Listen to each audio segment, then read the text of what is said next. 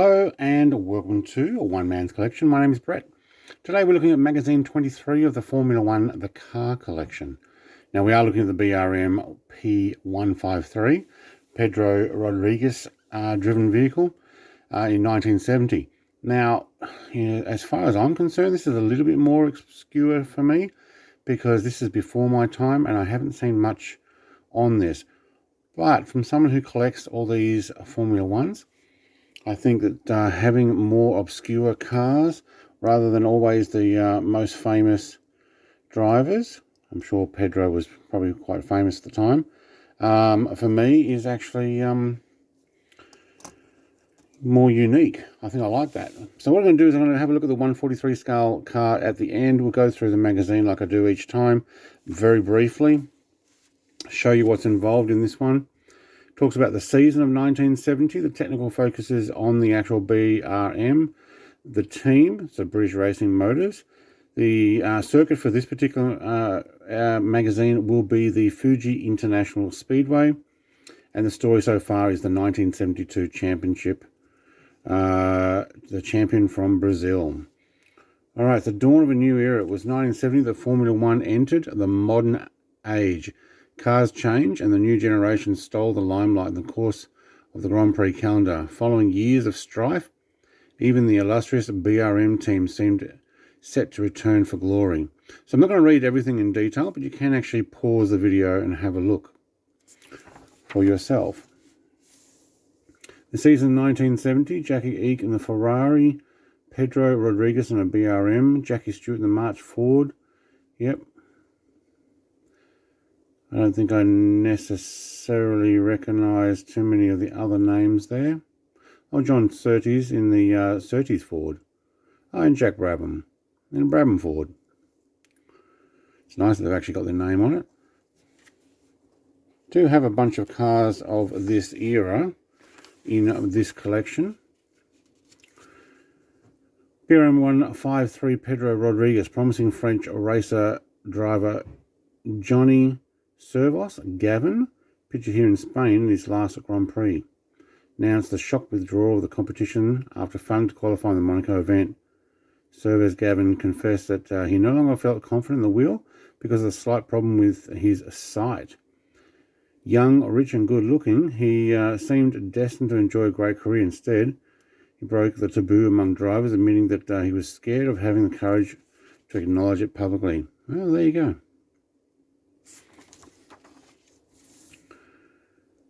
Continues on, 1970 series, John Surtees at the wheel of his TS7 at Monza. Former world champion had only recently founded his own racing team and designed his first car. That's this one down here. Now we do have a technical focus, a pull-out area here. We have the engine, which is a V12 60-degree 2.998cc, so a 3-litre V12. 435 brake horsepower at 11,000 RPM. Very nice.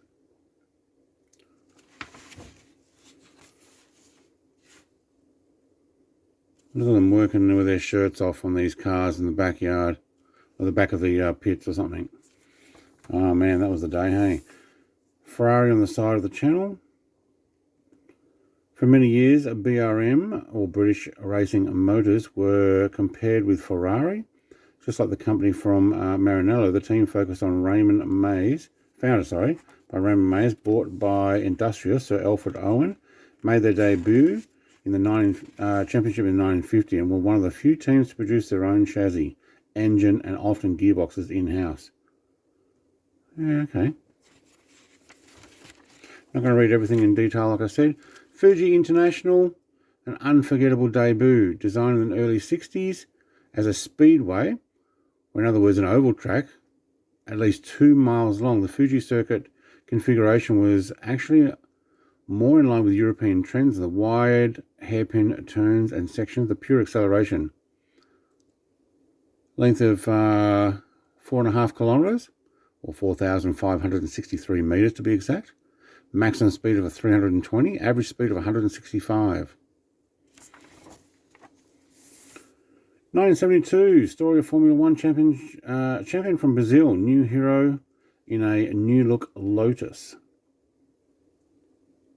Emerson Fittipaldi. And driver rankings for 1972, he won in the Lotus Ford 72D, 61 points. Jackie Stewart in second, Dennis Holm in third, Jackie Eek in fourth, and Peter Revston in the McLaren Ford. Running up. Rankings there was a Lotus Ford in 61 points, Tyrrell Ford 51 points, and McLaren Ford 47 points. There's something very common there, the Ford engine that they were running.